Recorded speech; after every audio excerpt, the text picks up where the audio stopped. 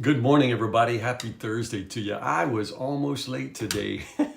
I wasn't late. I was actually here. But you know how it is? Like I looked at my watch and thought, I got a few minutes before 10 with Tim. I'll do this other thing. And I got to doing the other thing and I totally forgot.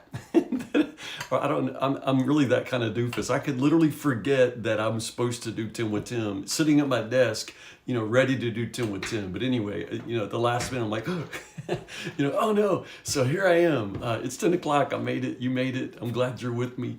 We are in Acts chapter 23 today, and I'm loving this. I know some of you may perhaps just begin to find this extended narrative a little tedious.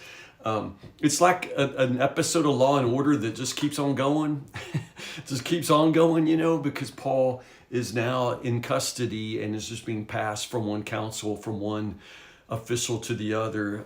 And that's pretty much the way the book of Acts continues. But Acts 23 has several nuggets, and I just want to point your attention to some things I find really interesting. First off, verse 1, again, Paul is brought before the high council, before the Sanhedrin, which is, of course, led by the high priest. The commanding officer, this Roman tribune, is still more or less in charge. He's in charge of keeping the peace in Jerusalem, but every time, he turns Paul loose, there's a near riot, and the tribune understands the importance of keeping the peace, but now he also understands that Paul is a Roman citizen, so he must be granted his rights and protected and treated with utmost respect and concern for his rights. And so he brings him back to the council, brings him to the high council, just trying to figure out what the charge is. He has no real idea at all why Paul is in so much trouble with the Jews.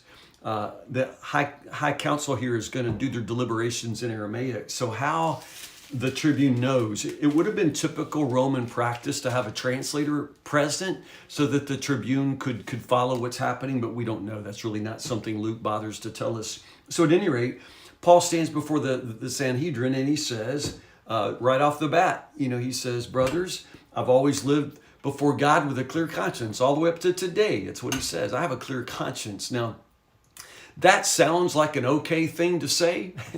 I mean, he's trying to say I'm innocent. I haven't done anything wrong.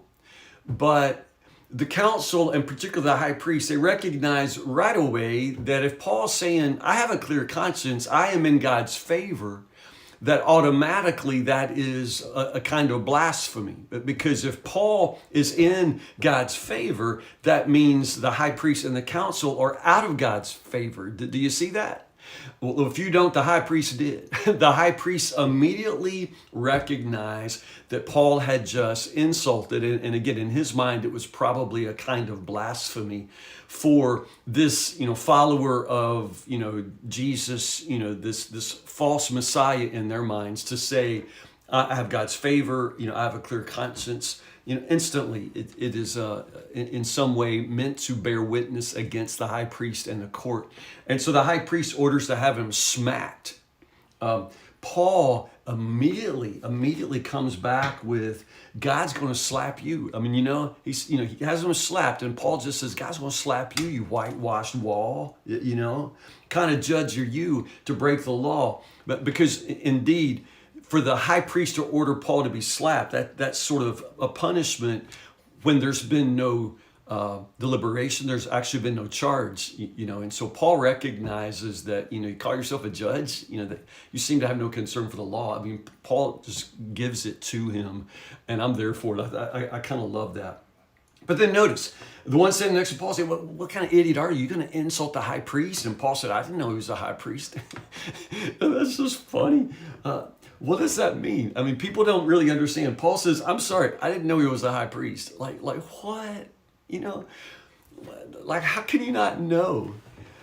My theory, and I'm not the first one to say this, most people recognize that after the Damascus Road, when Paul is struck blind, and then Ananias, of course, comes and lays hands upon him, and his sight is regained. But some people feel like his sight didn't come all the way back. That Paul probably had some sort of eye disease or eye problem for the rest of his life. I mean, he's standing right here, close enough for the high priest to smack him, but he doesn't really know who the high priest is. It's like he can't make out because you'd know. Now, anybody with eyeballs would be able to look and see who is in charge of this proceeding, you know? So for Paul said, I didn't know I was talking to the high priest. That's really interesting. And again, most likely a sign that Paul himself has very, very compromised eyesight. In his letters that, you know, throughout the rest of the ministry, or the rest of the New Testament, in Paul's letters, you get hints of that sometimes. Like the end of his letters, when sometimes, again, it's lost when we're reading it in a book, professionally, typed and laid out. Paul's handwritten letters, you get the sense, that, when at the end of those, he would say, look at what large letters that I write with my own hand. Paul's making reference to his own handwriting and saying, look how big of letters I draw. It suggests, again, that Paul had to write very large because his eyesight was so bad. Anyway, I've talked too long about that. Understand what I'm saying, though? Paul's like, I didn't know he was a high priest. What are you, blind? And the answer is he's probably a little bit blind. And then Paul says, I wouldn't do that. The scriptures say don't speak evil of any of your rulers. So Paul immediately sort of takes that back. And then here's Paul. I love this. Paul, he ain't dumb, So Paul realized he knows who the council is. Paul's one of them, right? He was a Jew of Jews, a Pharisee of Pharisees. And Paul recognizes, this council is made up, about 2/3 Sadducees and about 1/3 Pharisees. The Pharisees were the minority, but they're certainly there. And so Paul just has this brilliant idea to stir up, chaos in the court. Basically, get them to fight with each other and they'll forget to fight with him. And it's exactly what he does, and it's brilliant. You got to love Paul here. So Paul just says, hey, brothers, did I mention I'm a Pharisee? Did I happen to mention I'm a Pharisee? All of my aunts and my granddaddies, both my grandfathers everybody's a Pharisee in my family. And I'm on trial because of my hope of the resurrection of the dead. Okay. Pharisees believed in the resurrection. Sadducees didn't. That's all you need to know. Pharisees believe in the resurrection. So Paul just brilliant here says that I mentioned I'm a Pharisee. And as a matter of fact, I think the only reason I'm here is because I believe in the resurrection. So then every Pharisee in the room says, well, I believe in the resurrection too. And the Sadducees say, what are you talking about? And so then the Sadducees and Pharisees start fighting about the resurrection and they forget all about Paul. And it gets so crazy again that the commander, the tribune, same poor guy, has to haul Paul out again because he's afraid he's going to get killed inside that room. Understand, at this point, his primary role is protecting Paul. Early on, he's ready to beat him himself, but now he knows he's a Roman citizen and he's got to protect him. So he takes him out of this room that's now going crazy.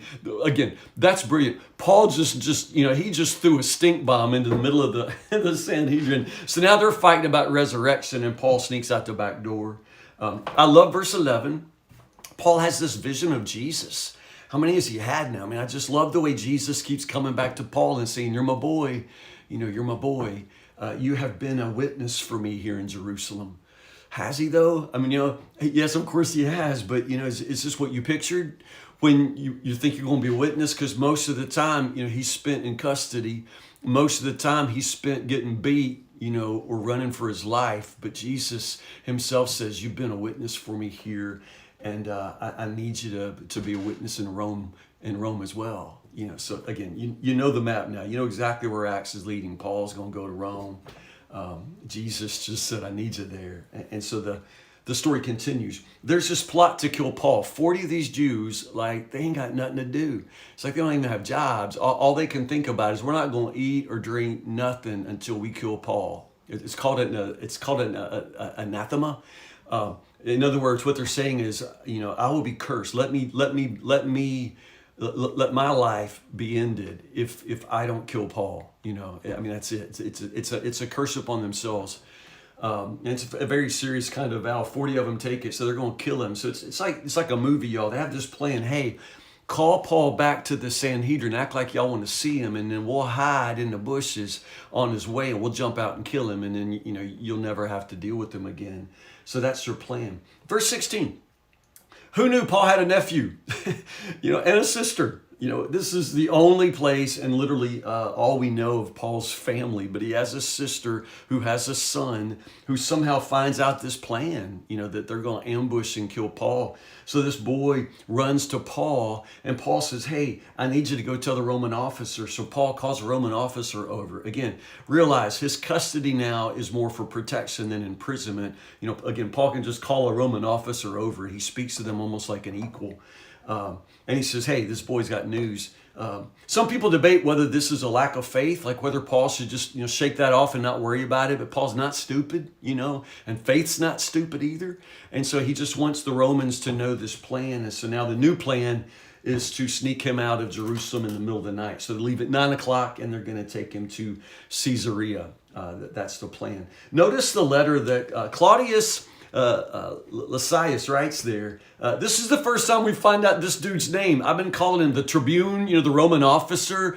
This is the first time we find out his name is Claude. Claudius Lysias, that's his name. He writes a letter to Governor Felix and just says, hey, this guy's a Roman citizen. I've been protecting him. If you read the actual letter he writes, you notice he leaves out all the details, like where he arrested him and tried to beat him. Anything that could get Claudius, Lysias himself in trouble, he conveniently leaves out of his letter. He just simply says, listen, I'm keeping this Roman citizen safe.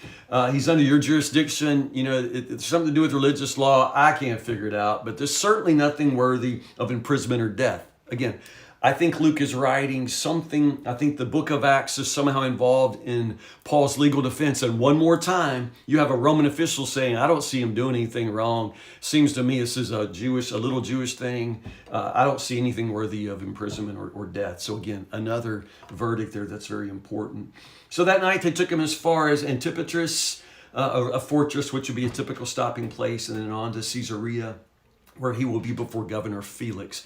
Since Paul is a Roman citizen, then again, the jurisdiction now is beyond just Jerusalem. So Claudius Lysias really isn't authorized at this point to adjudicate Paul's case. And so he's moved on up the chain to Governor Felix, and that's where we'll pick up tomorrow. Chapter 24, verses 1 to 27. Like I say, it's an episode of Law and Order that really just continues to go on, but I think it's interesting. Hey, if you're interested, do a little homework between now and tomorrow and look up what you can learn about Governor Felix. He's a really interesting person. He's one of the few Roman officials who is a former slave.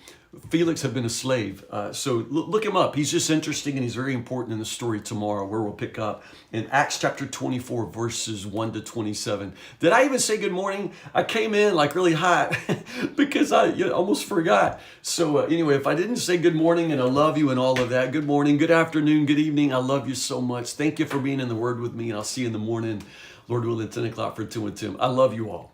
Thanks so much. I appreciate you.